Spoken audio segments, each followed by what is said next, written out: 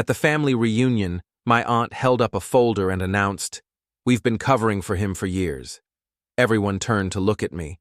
I didn't argue. I didn't explain. I just asked one question. Do you want to see the original records or the edited ones? The silence that followed wasn't the comfortable kind. It was the kind that makes people shift in their plastic chairs and suddenly find their paper plates fascinating. We were in the community center on Maple Street, the same place where they held bingo on Thursdays and AA meetings on Tuesdays. The smell of grocery store sheet cake mixed with cheap coffee. Fluorescent lights hummed overhead. 53 people from my family, extended and otherwise, packed into a space meant for 40. My Aunt Linda stood near the dessert table, her hand still raised like she was giving testimony in court. The folder in her hand was manila, the kind you buy in packs of 20 at Office Depot. I could see photocopied pages inside, stapled in the corner. "What's he talking about?" someone asked. My niece, I think. Or maybe a second cousin. Hard to keep track. Linda's face did something interesting. Not quite a flinch, but close. She recovered fast, though. She always did. "There's nothing edited here. These are official documents. Signed, dated." "I'm sure they are," I said. My voice was calm. I've worked in logistics for 31 years. You learn to keep your voice calm when a shipment goes missing or a driver quits mid-route or someone accuses you of something you didn't do. I'm just asking which version everyone wants to see. My son stood up from his seat near the back. Michael. 32 years old, works in marketing for some tech company that sells software nobody really needs. He wore a polo shirt with the company logo on it. His wife, Jessica, stayed seated, but I saw her hand touch his wrist. A warning, maybe, or encouragement. "Dad, what are you doing?" Michael's voice carried that tone I'd heard a lot lately, the one that suggested I was embarrassing him just by existing. "Sitting here eating potato salad," I said. "It's pretty good. Your aunt made it?" "Linda's trying to help the family understand some things," Jessica said. She stood up too, smoothing her sundress. "We all need to face reality." Reality. That was rich coming from someone who posted 12 Instagram stories a day about their authentic life, while their apartment lease was in someone else's name because their credit was shot. I set down my fork. The potato salad really was good, which annoyed me because Linda had probably made it specifically to soften everyone up before she dropped whatever bomb she'd been planning. I'd seen the group chat activity for the past 2 weeks. Someone had added me by mistake to a thread titled Family Discussion Private, and then removed me 40 seconds later. But 40 seconds was enough to see Michael's name pop up 3 times. "What exactly is in that folder, Linda?" I asked. She clutched it tighter. "Documentation of your situation." My situation. "The financial irregularities. The complaints from your former employer. Which employer?" I interrupted. "I've had the same job for 28 years. Same company, same warehouse district, same parking spot." "That's not what these documents show." She opened the folder, pulled out the top page. "This is a termination letter dated March 2019. I almost laughed. Almost. "Can I see it?" She hesitated. Around us, people were leaning in, craning their necks. This was better than cable TV, better than streaming. This was live-action family drama, and everyone had front-row seats. Linda walked over and handed me the page. I took my time reading it. The paper was standard printer stock, 20-pound weight. The letterhead looked right. Correct logo, correct address for the corporate office. The signature at the bottom was even a decent forgery of my former district manager's scrawl. "This is interesting," I said. "You're not denying it?" Michael's voice went up half an octave. "I'm not confirming it either." I handed the page back to Linda. "But I'm curious where you got this." "That doesn't matter," Jessica said. "What matters is, we need to talk about your finances, your planning. Mom's been gone for 3 years, and we still don't know." "You don't know what my finances are because they're mine," I said. "Not yours, not Linda's. Mine. The room temperature seemed to drop 5 degrees. I could feel it. That moment when a family gathering tips from awkward to ugly. When the polite fictions everyone maintains start to crack. My daughter stood up from a table near the windows.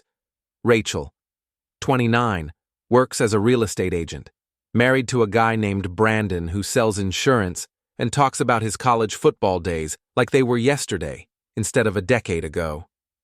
She walked over slowly, deliberately, like she was approaching a wild animal. "Dad, nobody's attacking you," she said. Her voice was soft, therapeutic. She probably practiced it in the mirror. "We're just concerned. These documents show a pattern." Of what? Of instability, financial problems. Maybe some decisions that weren't. "Show me another document," I said to Linda. She shuffled through the folder, pulled out a second page. This one was a bank statement, or rather, a partial bank statement. 3 months from 2020, with several transactions highlighted in yellow. Withdrawals mostly. Large ones. $5,000, Linda read out loud. Then another $3,000. Then $7,500, all within 6 weeks. "And?" I said. "And that's not normal behavior, Frank." She used my name like a weapon. "That's someone hiding money, or spending it on what?" I looked around the room. "Go ahead, say it. What do you think I spent it on?" Nobody spoke, but I could see it in their faces. Gambling, drinking, another woman. The usual suspects when a man starts moving money around after his wife dies. "The March withdrawal was for Rachel's wedding," I said. "The caterer wanted half up front, cash only because apparently that's how things work now. The second withdrawal was for Michael's security deposit when he moved into his apartment after the separation." Michael's face went red. The separation wasn't common knowledge. He and his first wife had kept it quiet, handled it clean, moved on. He didn't like being reminded. "The third withdrawal," I continued, "was for Linda's property tax payment after Tom died, and the bank account got frozen during probate." Linda's mouth opened, then closed. She looked down at the folder. "So yes," I said, "large withdrawals, all documented, all explainable, all normal for someone helping his family." "But these other documents," Linda started. "Are edited," I said. "That termination letter? I was never terminated. I retired. In December 2021, with full pension. The letter you're holding is real letterhead with fake content. Someone took an actual retirement notice and changed the words. Probably scanned it, edited it in Word, printed it out. Not even a good forgery if you know what to look for." I pointed at the signature line. "See how the ink is slightly different? That's because the signature was copied from something else and pasted in.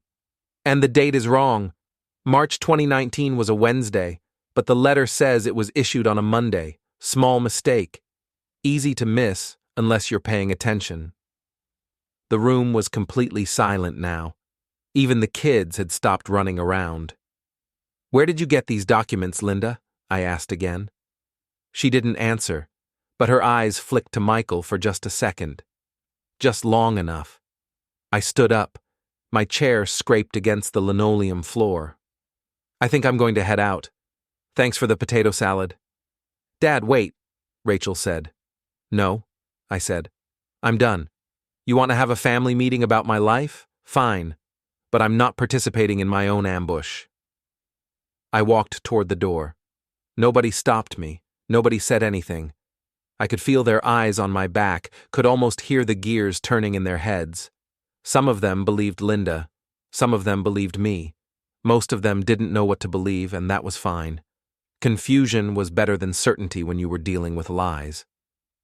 I pushed through the double doors into the parking lot. The June heat hit me like a wall. My truck was parked in the back, away from the building. I'd learned a long time ago to always park where you can leave quickly. Old habit from job sites where things went wrong and you needed to move fast. I was halfway to my truck when I heard footsteps behind me. Fast ones, running. "Dad, stop!" Michael, of course. I kept walking.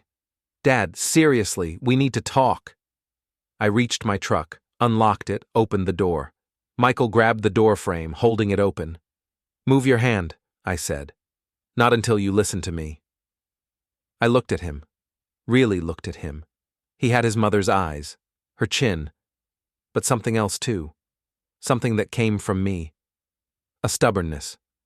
A refusal to back down even when you should. "I'm listening," I said.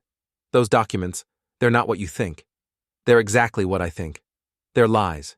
Carefully constructed lies designed to make me look unstable so you and your sister can—" I stopped. "Why are you doing this?" "We're not doing anything. Linda came to us with concerns." "Linda came to you with a folder full of fake paperwork. She said she got them from someone at your company. Someone who was worried." "Who?" "She didn't say. Because there is no who. There's no concerned colleague. There's no secret source. There's just someone who wanted to start trouble, and Linda was happy to help spread it." Michael's jaw clenched. "You're paranoid." "I'm careful. There's a difference. Rachel and I are just trying to help." "Help with what?" "I don't need help. I'm 56 years old. I've got a pension, savings, a paid-off house. I don't owe anyone anything. I'm not sick. I'm not confused. I'm not in trouble. So what, exactly, are you helping with?" He didn't answer right away. And in that silence I saw it. The real reason. The thing underneath all the concern and family loyalty and fake worry. "You want the house?" I said. "That's not—" "You want the house, or the money, or both. Your mother's been gone for 3 years, and you're wondering why I haven't divided up the estate yet. Why I haven't made you the executor. Why I haven't signed anything over. We just think you should have a plan. I have a plan.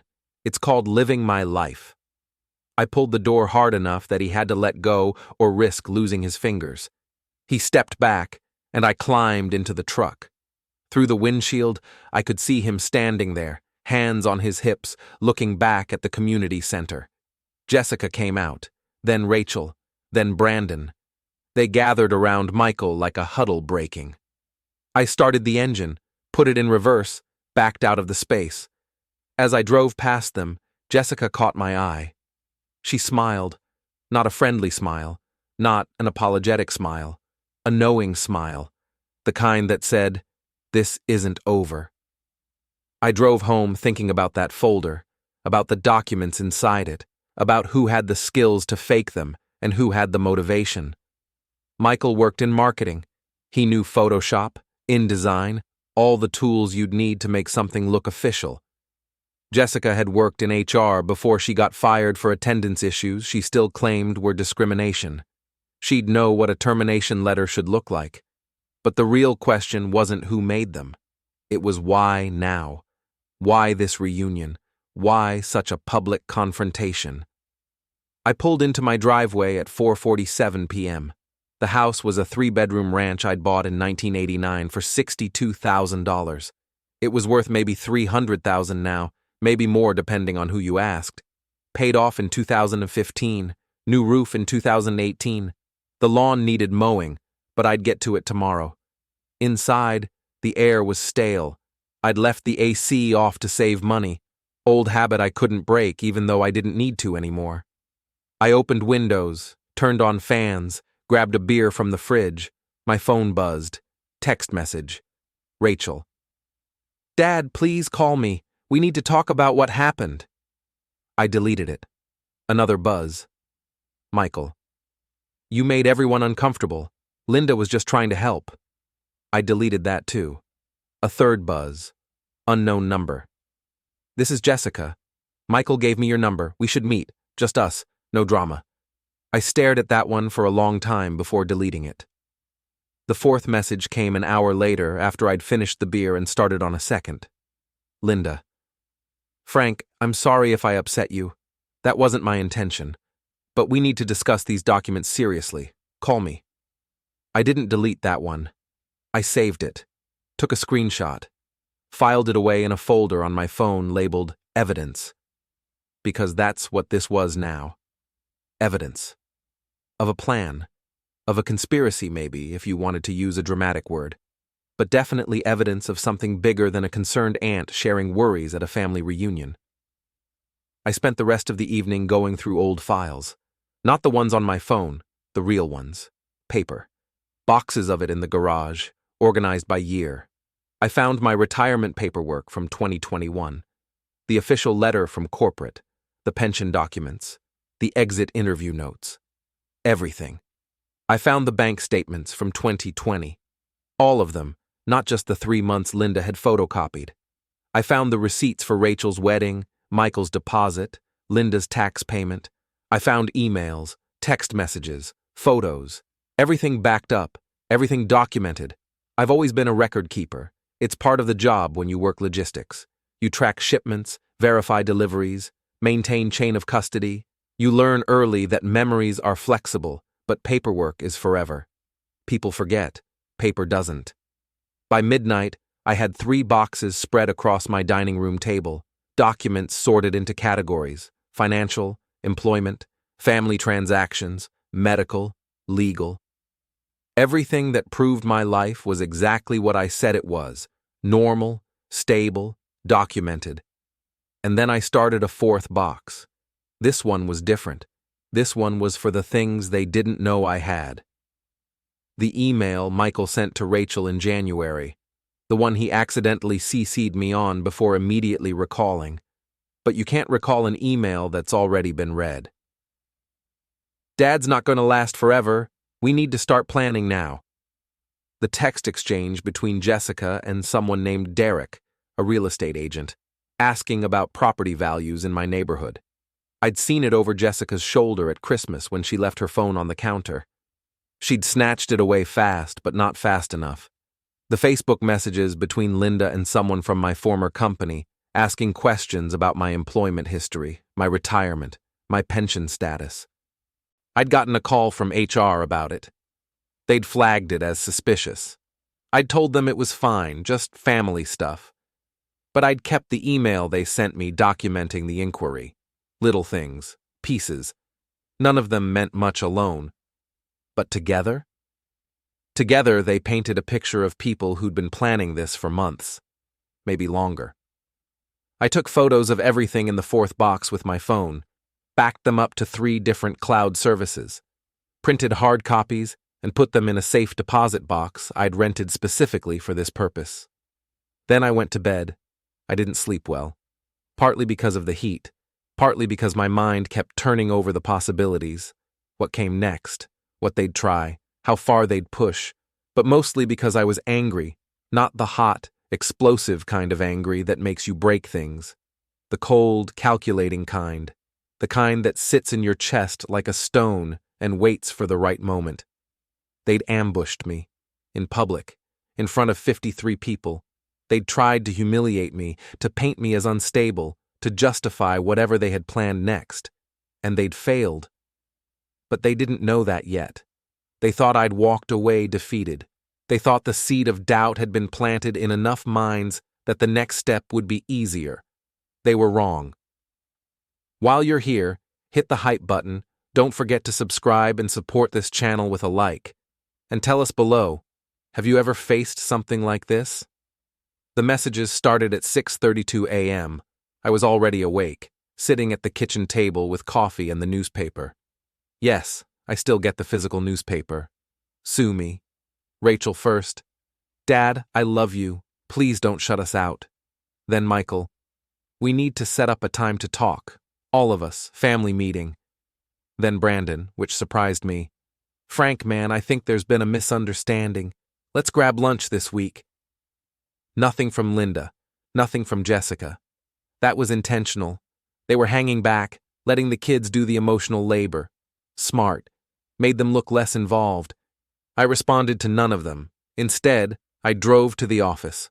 Not my office, I was retired.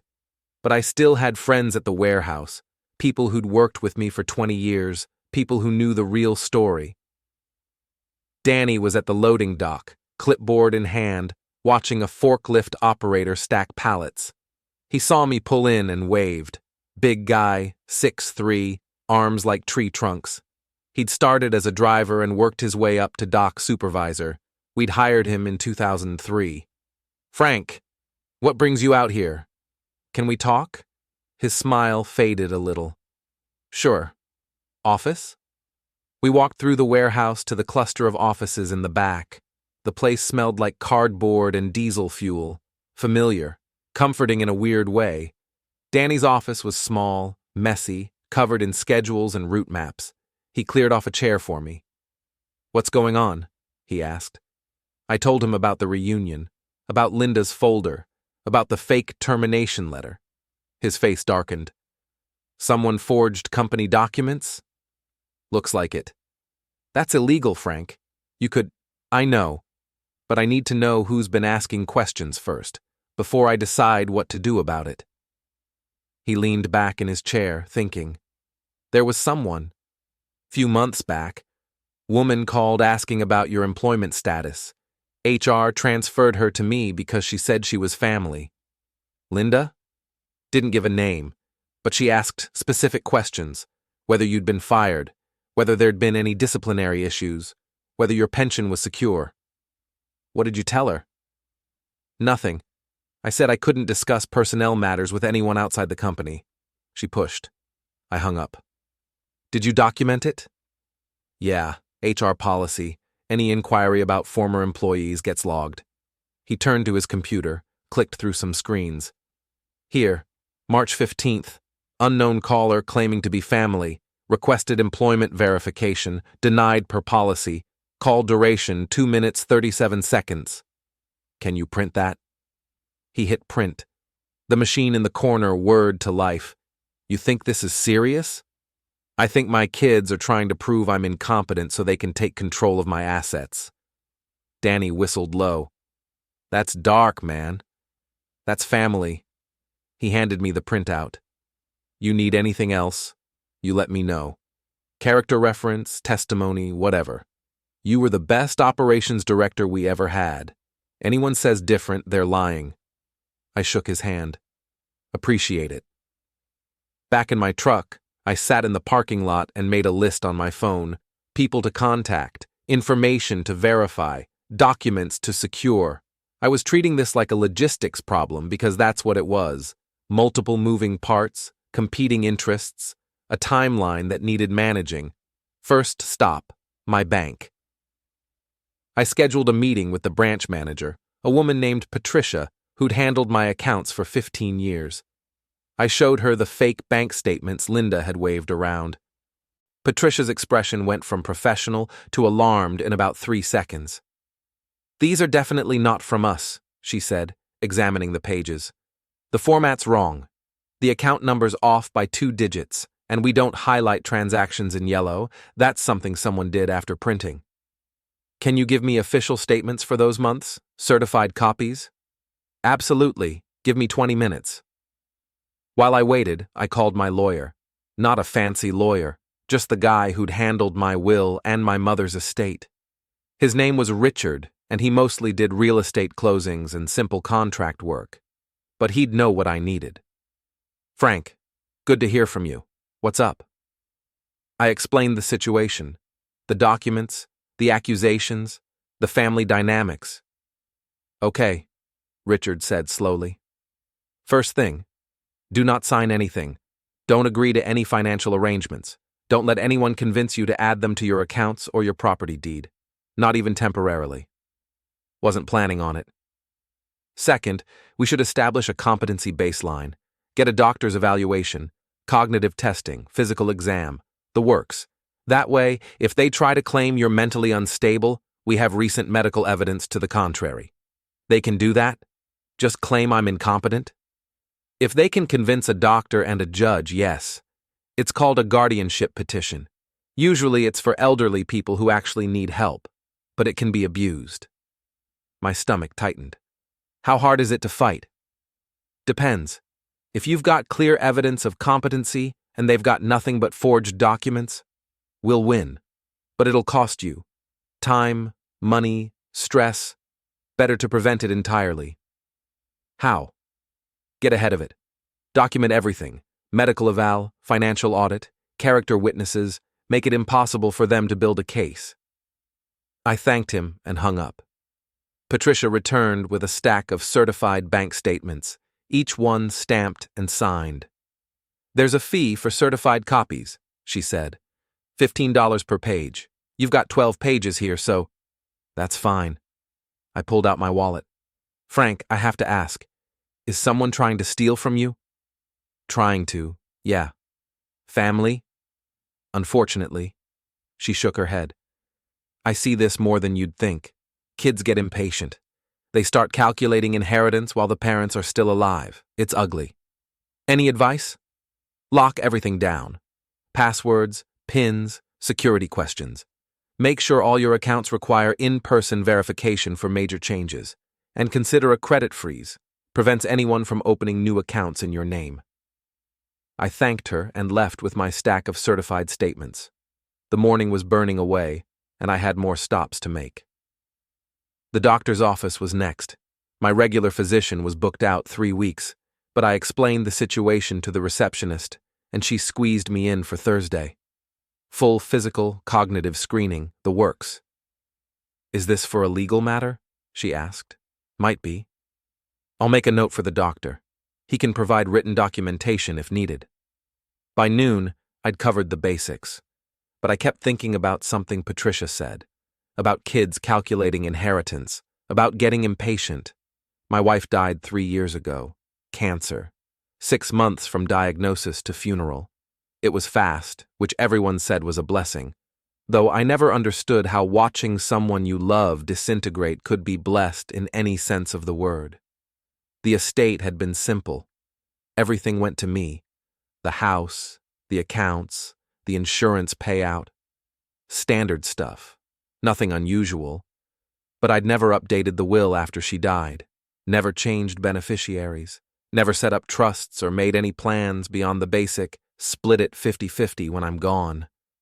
Maybe that was the problem. Maybe they thought I should have done more by now, should have downsized, should have distributed some assets, should have made their future inheritance more concrete and accessible, or maybe they just wanted control now instead of later. I grabbed lunch at a diner on Route 9. Burger and fries, sweet tea. I sat in a booth by the window and watched traffic go by while I thought through the next moves. My phone buzzed. "Jessica." "Frank, I know you're upset, but we really do need to talk. Michael and Rachel are worried sick. Can we please meet? Just coffee. 30 minutes. I stared at the message. The phrasing was careful. She was positioning herself as the reasonable one, the mediator, the one trying to bridge the gap between stubborn father and concerned children. But I'd seen her smile in the parking lot. I knew what she really was. I typed back, "No." Her response came fast. "Please, for your family." "You're not my family." 3 dots appeared, then disappeared, then appeared again, then nothing. I finished my lunch and headed home. When I pulled into the driveway, there was a car I didn't recognize parked on the street. Silver sedan, rental plates. I sat in my truck and waited. After a minute, the driver's door opened. A woman got out. Mid-40s, business casual, carrying a tablet. She walked up to my truck window. I rolled it down halfway. "Frank Holloway? Who's asking?" "My name is Denise Brennan. I'm a social worker with Adult Protective Services." "What?"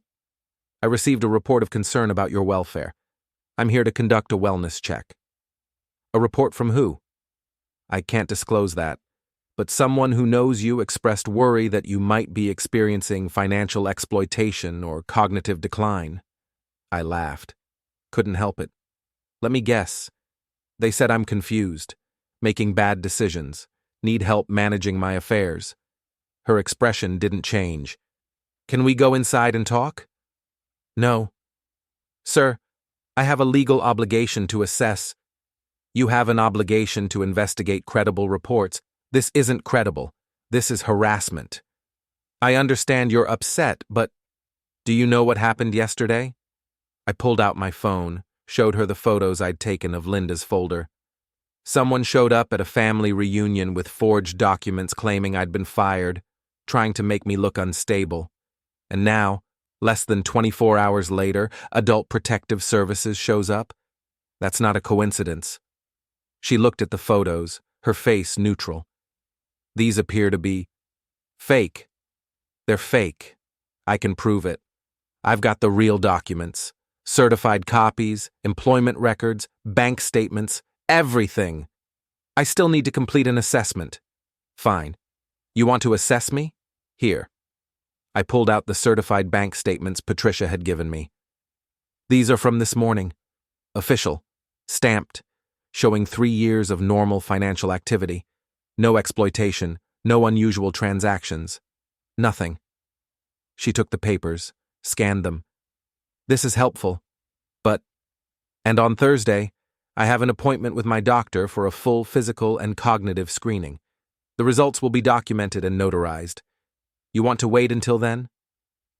She hesitated. Mr. Holloway, I appreciate your cooperation. I'm not cooperating. I'm defending myself. There's a difference. A car pulled up behind hers, Rachel's SUV. She jumped out looking panicked.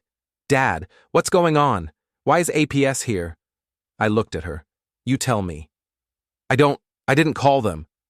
But someone did. Someone who knows enough about my life to make it sound convincing. Someone who had my address, my age, enough details to trigger an investigation. Rachel's face flushed. Dad, I swear. Where's Michael? I don't know. He's at work. I turned back to Denise. If you need to file a report, file it. But I'm not answering questions without my lawyer present. That's my right. She nodded slowly. That is your right. I'll note that you declined assessment but provided documentation suggesting financial stability. I'll follow up after your medical appointment. You do that. She got in her car and drove away. Rachel stood on the lawn, arms crossed, looking lost. Dad, I didn't call them, I promise. But you knew this was coming. What? No. Rachel, don't lie to me. You knew. Maybe not the exact timing, but you knew someone was going to escalate this. She looked away.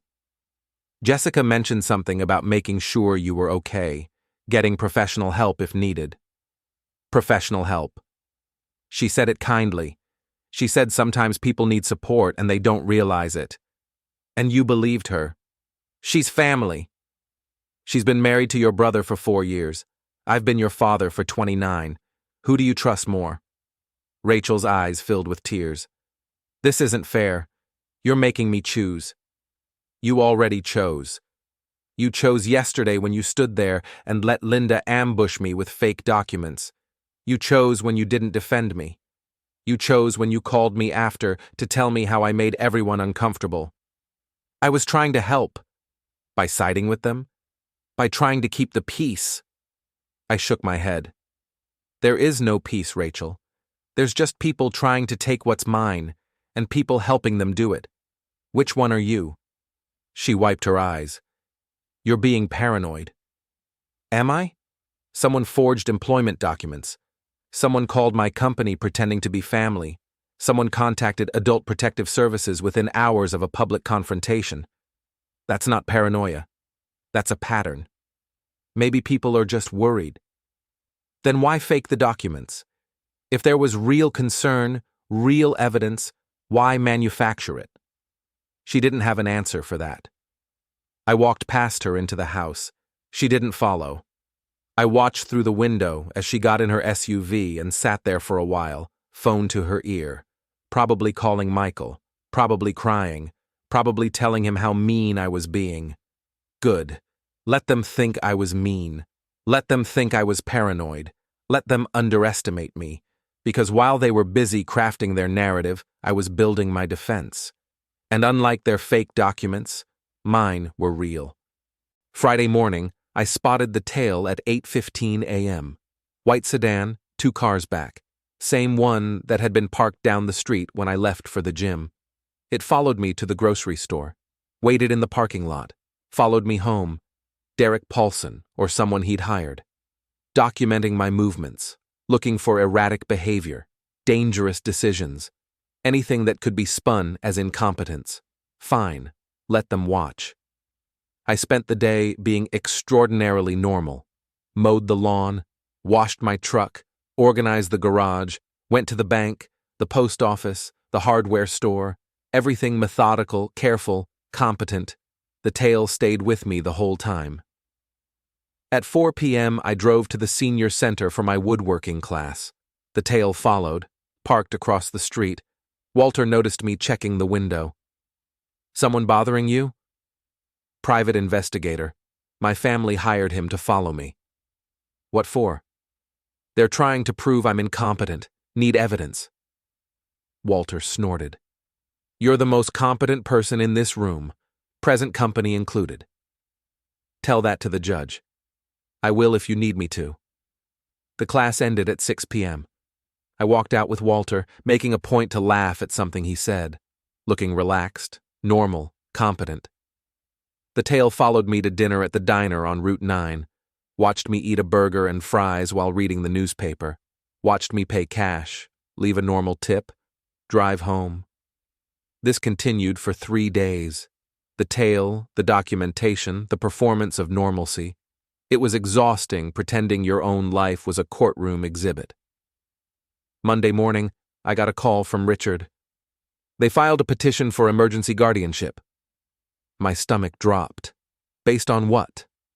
Based on PI surveillance showing concerning patterns of behavior. They're claiming you're being followed because you're paranoid, that you're performing normalcy rather than living it, that your recent activities, the volunteering, the classes, are out of character and indicate instability. That's insane. It's creative. They're twisting your defense into evidence against you. When's the hearing? Thursday. Emergency petitions get fast-tracked. Can we win?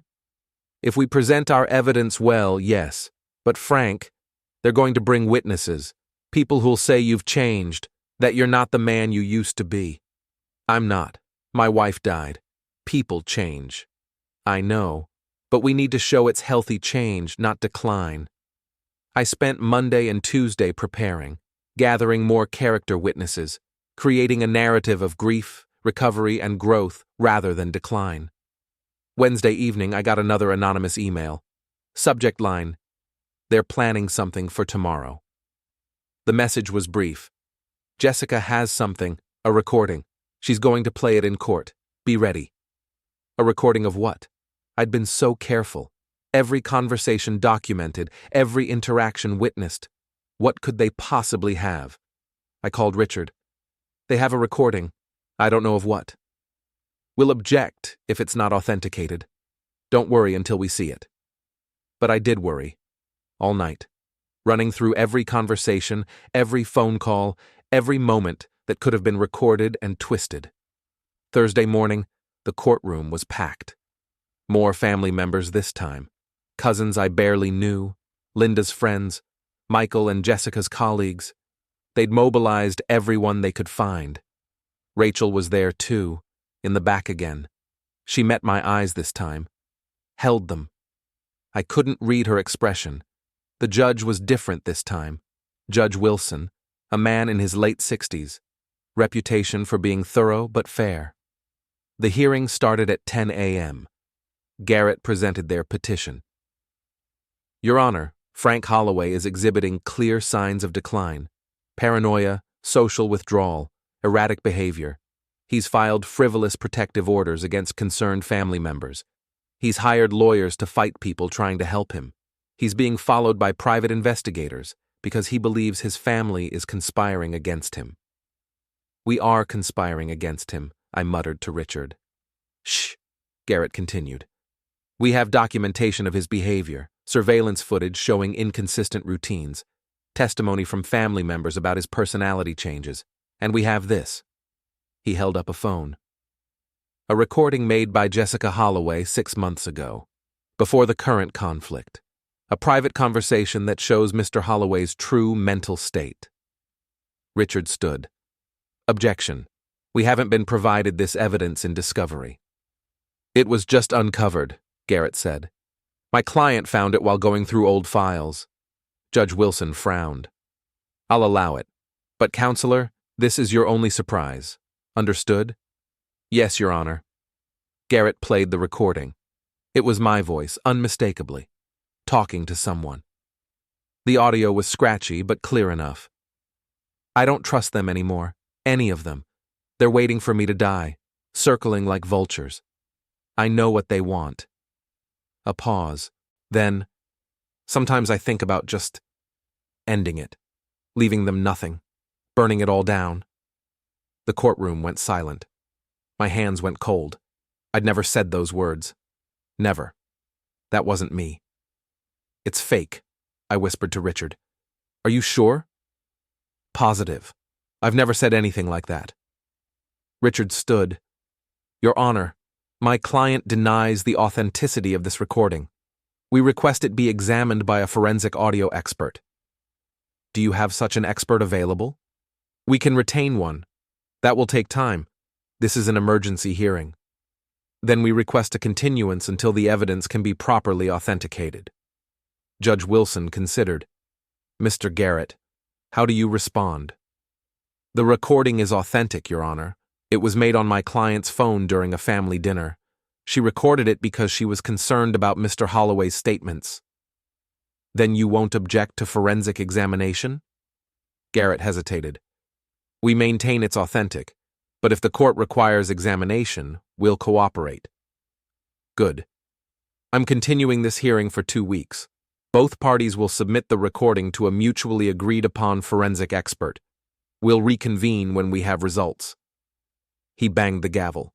Court adjourned. Outside, Richard grabbed my arm. Tell me the truth. Did you ever say anything like that?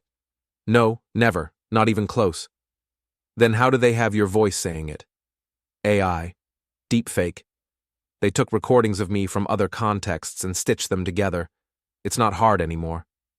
Can we prove it? A good forensic expert can. They'll find the splice points, the frequency inconsistencies, the background noise variations. Let's hope you're right. I drove home in a daze. They'd tried to fake my voice, manufacture evidence of suicidal ideation, paint me as unstable enough to justify emergency guardianship, and they'd almost succeeded. At home, I pulled up the anonymous emails, reread them. Someone had warned me about the recording, someone who knew what Jessica had planned. I typed a response. Who are you? 5 minutes later, I got a reply. Someone who knows what they're doing to you is wrong. Someone who has access to their planning. Someone who wants you to win. Why? Because family shouldn't destroy each other for money, and because they destroyed someone I loved too. I stared at that. Destroyed someone I loved. Who? Tom, Linda's husband? He died 5 years ago. Heart attack. Nothing suspicious. But maybe... I typed, Tom? No response. I tried again. Did they do something to Tom? Still nothing. But the absence felt like confirmation. I called Richard and told him about the emails. I don't know, but someone close to her thinks so. Close enough to have access to her messages. Close enough to know her plans. That's a serious accusation. I'm not accusing. I'm hypothesizing. Well, keep the emails. If this goes further, they might be relevant. That night, I couldn't sleep. I kept thinking about Tom, about Linda's sudden interest in my finances, about the timing. At 2 a.m., I got up and searched through old files, found Tom's obituary. Nothing suspicious in the public record, but Tom had been healthy, active, no history of heart problems. I searched for Linda's financial records from that time. Couldn't find anything. They weren't public. But I remembered something. Tom had life insurance, big policy, $500,000. Linda had collected and spent it within 2 years. New car, renovations, vacation to Europe. And then the money dried up, and she started coming around my family more, started being more involved, started asking questions about my finances. I made notes, organized timelines, built a theory, maybe not directly, but through stress, through pressure, through making his life unbearable until his heart gave out. Maybe Jessica had learned from her, seen how it could be done, decided to try it herself. Maybe that's why the anonymous tipster was helping me. Revenge for Tom, Justice for someone who couldn't fight back. It was a reach, maybe paranoid, but it fit the pattern. Friday morning, I drove to the library, used their computers to research deepfake audio technology, found dozens of apps that could convincingly replicate voices with just a few minutes of sample audio. They probably used videos from family gatherings, recordings from voicemails, whatever they could find. I documented it all, sent the research to Richard. This supports our defense. We can show the jury how easy it is to fake audio now. When's the expert examining the recording? Monday, results by Wednesday, hearing reconvenes Thursday. And if the expert says it's authentic? Then we fight harder, but I don't think he will. Your instinct is right. It's fake. We just need to prove it. Saturday, I went to the food bank. Alice was training new volunteers. Frank, perfect timing. Can you show Marcus how the inventory system works? Marcus was young, maybe 25, earnest. I spent 2 hours teaching him the rotation schedule, the labeling system, the documentation process. You're really good at this, he said. Practice. No, I mean, you make it simple, clear. My last trainer just threw information at me. You actually explain why things work the way they do. Logistics is all about why. If you understand the reason, you remember the system. Alice pulled me aside during a break. I have a proposition for you. What's that? We're expanding, opening a second location across town. We need someone to set up the warehouse system, someone who knows what they're doing, paid position, part-time, interested? How much part-time? 20 hours a week, $15 an hour. It's not much, but I'll take it, she smiled. Really? Really? When do I start? Next month. We're still finalizing the lease. I left feeling lighter, purpose, income, structure, all things that proved competency, all things that showed growth rather than decline. Sunday, I went to church for the first time since my wife died. Not because I'd found religion, because I needed more character witnesses. The pastor recognized me. Frank, it's good to see you. Good to be here. After service, I stayed for coffee hour, met people, shook hands, made small talk, acted normal. A woman named Margaret approached me. I knew your wife. She was wonderful. She was. I'm sorry for your loss, and I'm sorry about what you're going through now. News travels. Small congregation. But for what it's worth, I think what your family is doing is disgraceful. If you need someone to speak on your behalf, I will. Thank you. I collected 3 more character witnesses that morning. People who'd known my wife. People who knew me. People who saw through the lies. Monday morning, the forensic expert examined the recording. I wasn't present, but Richard called me with updates. He found it. Splice points. Frequency inconsistencies. Background noise that doesn't match. It's a deep fake. A good one, but definite fake.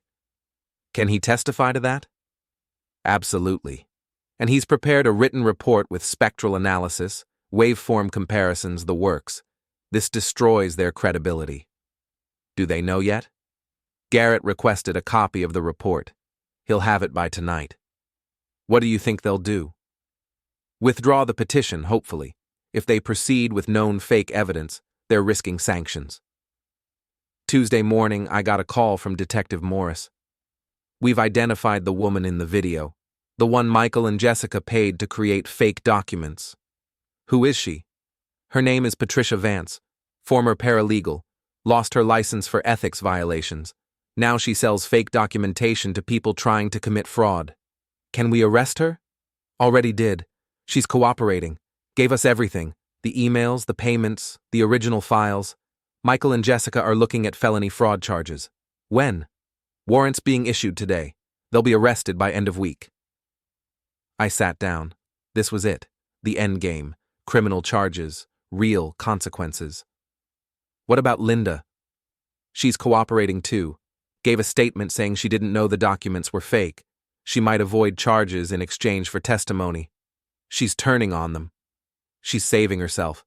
And honestly, the evidence suggests she was manipulated as much as she was complicit. Wednesday, I got one final anonymous email. Subject line, "It's over. They know they lost." The message, "Jessica and Michael are planning to flee. They've got tickets to Mexico, Thursday morning flight. You need to tell the police." I forwarded it to Detective Morris immediately. On it. We'll move up the arrest timeline. Wednesday evening, there was a knock on my door. I looked through the peephole. Rachel. I opened it. "Hi, Dad." "Hi. Can I come in?" I stepped aside. She walked in slowly, looking around like she'd never been here before.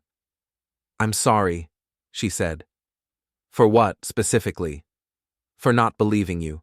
For staying neutral when I should have picked your side. For letting them hurt you." "Okay. That's it? Just okay?" "What do you want me to say, Rachel? You made choices. You live with them. I want you to forgive me." "I don't know if I can." She started crying. I was scared. I didn't want to lose my brother. I didn't want the family to fall apart. The family fell apart the moment they decided my money was more important than my dignity. I know. I know that now. So what changed? I saw the forensic report. I saw proof they faked the recording. And I realized, if they do that, what else have they done? What else have they lied about? Everything. I believe you now. And I want to help. I want to testify. Against them. For you. I looked at my daughter. Really looked at her. She meant it. She'd finally chosen a side. "Okay," I said. "Call Richard. Tell him you'll testify. Tell him everything you know." She nodded. "Thank you, Dad." "Don't thank me yet. This isn't forgiveness. This is just a start." She left.